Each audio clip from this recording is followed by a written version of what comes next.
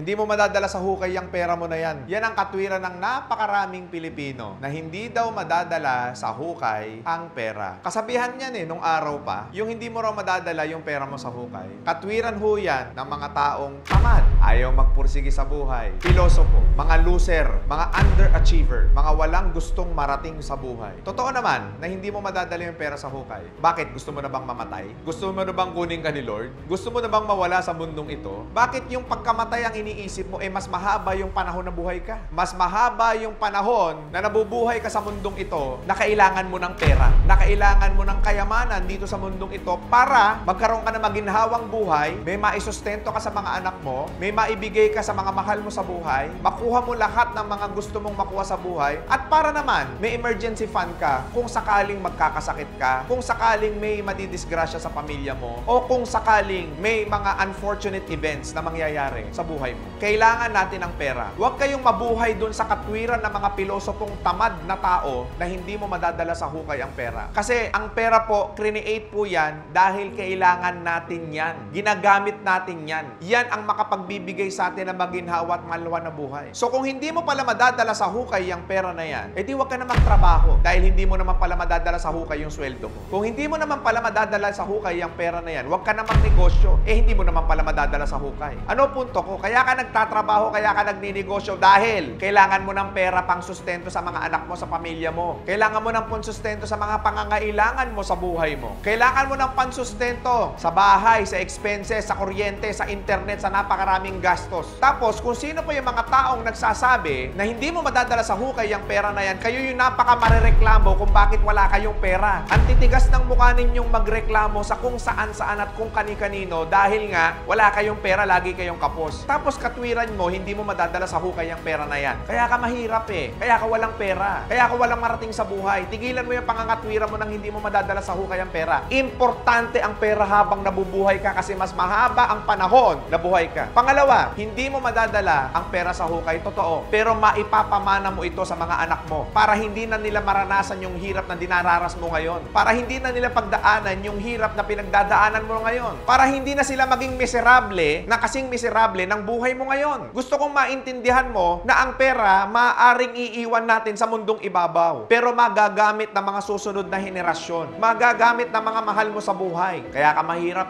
Kaya ka laging walang pera. Kaya ka laging kinakapos. Kaya ka laging may utang Tigilan mo yung katwiran na yan. Kasi hindi ka na lumago dyan. Hindi ka na nag-grow dyan. Mas mahaba ang panahon na buhay ka. Yun ang gusto kong maintindihan mo. Yun ang gusto kong ipasok mo sa isip mo. Huwag kang tatamad-tamad. Magsipag ka kasi. Huwag kang puro kapilosopuhan. Maghanap ka ng oportunidad. Huwag kang puro kalokohan sa buhay mo. Huwag mong nililibang ang sarili mo na masaya ka ngayon, iyak ka later. Kasi tandaan mo, mas mahaba pang panahon ng mabubuhay ka. Ngayon, kung gusto mo nang mamatay, kung gusto mo nang mawala sa mundong ibabaw, sige, gawin mo na lahat ang gusto mong gawin. Pero kung ikaw yung tipo ng taong may anak ka, gusto mong magsumikap, gusto mong guminhawa buhay mo, tigilan mo yung pangangatwiran mo na yan. Maghanap ka ng oportunidad, maghanap ka ng pagkakakitaan, magsumikap ka. Asamin natin na yumaman. Asamin natin na magkapera. Asamin natin na makuha natin lahat ng mga gusto natin makuha sa buhay natin. Lahat ng sobra sa'yo, kapakinabangan sa ibang tao. Lahat ng sosobra sa'yo para sa mga anak mo, para sa mga mahal mo sa buhay, para sa magulang mo at mabalikan mo naman. Madalas yung mga nagsasabing hindi mo madadala sa hukay ang pera, sila yung mga naglilibang sila yung mga hindi nagbabayad ng utang, ang kakapal ng muka. Sila yung mga hindi man lang mabalikan yung mga magulang nila na hanggang ngayon nakaasa pa rin kayo sa mga pundyan ng nanay nyo at tatay nyo. Na hanggang ngayon, umaasa pa rin kayo sa gobyerno ng sustento dahil hindi ka nagsusumikap sa buhay Ang gusto mo naglilibang ka, nandun ka sa beach, nandun ka sa walwalan, nandun ka sa mall.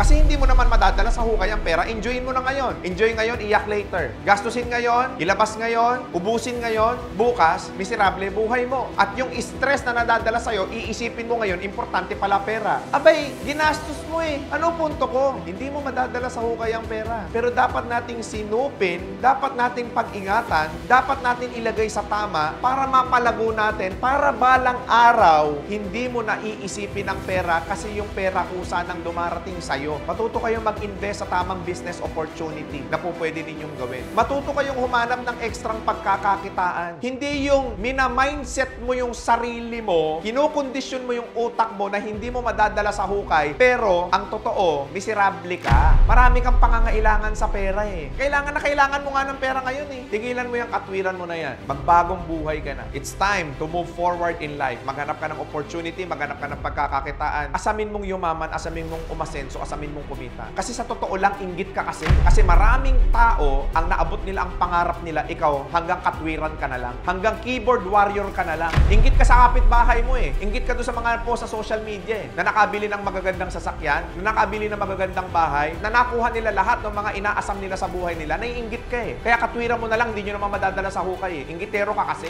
Inggitera ka kasi. Kung tinatamaan ka sa sinasabi ko, it's time na ngayon ka magsumikap, nakunin mo yung mga pangarap mo, nagalingan mo sa buhay. Huwag mong bigyan ng katwiran yung kahirapan mo. Kasi pwede ka namang umasenso, marami ka pang oras sa buhay mo. Huwag mong bigyan ng dahilan yung sarili mo na hindi ka naaasenso kasi pwede kang umasenso, pwede kang gumaling sa buhay. Ang gusto ko lang maisip mo na may anak ka, may pamilya ka, may mga kailangan kang sustentuhan sa buhay mo. Na may responsibilidad ka. At yung responsibilidad na yan, kasama dyan, maniwala ka sa akin, responsibilidad mong kumita ng mas malaking pera. Kaya ikinakausap kita ngayon, manggigil ka. Magalit ka na sa akin kung magagalit ka. Mainis ka na sa akin kung maiinis ka. Pero gusto ko magsumikap ka. Gusto ko magpursige ka sa buhay. Gusto ko maging determinado ka kasi alam ko yayaman ka. Alam ko makukuha mo yung mga pangarap mo sa buhay mo. Galingan mo lang. Kaya mo yan. May mararating ka rin sa buhay mo. Huwag ka mainggit masyado sa kapitbahay mo kasi mas mataas pa yung liliparin mo dyan. Huwag ka mainggit doon sa mga post sa social media kasi kaya mo rin magkaroon ng magandang sasakyan, magandang bahay, mga maraming ari-arian na tinatangkilik sa buhay na to. Kaya mo yan. Magsumikap ka. Galingan mo. Magpursige ka. Papasanpat, makukuha mo rin ang tagumpay as long as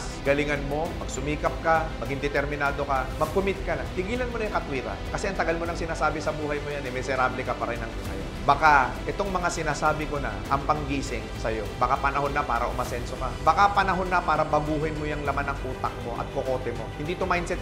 Totoo to, brother. Totoo to, kapatid. Hindi kita mindset. Manggigil ka. Magalit ka kung gusto mo. Pero ang sinasabi ko lang sa'yo, may tsansa at may pag-asa kang umasenso basta't galingan mo lang sa buhay. Sumama ka sa mga champion. Puro loser kasi kasama mo eh. Puro mga walang nararating sa buhay mga kasama mo eh. Puro mga lubog sa utang. Tapos kayo nagkukondisyonan kayo sa bawat isa na hindi importante ang pera. Pero tuwing may gathering kayo, tuwing may samahan kayo, kailangan nyo ng pera. Kung sino-sino sinisisi nyo, bakit wala kayong pera? O ngayon yung panahon, magsumikap ka na. Lumabas ka na dyan sa mga kaibigan mo na yan. Walang naitutulong na magaling sa'yo. Panahon na para magsumikap ka, humanap ka ng mga taong panalo sa buhay. Humanap ka ng mga taong determinado. Magbago ka na. Panahon na. Ikaw naman ngayon. Thank you.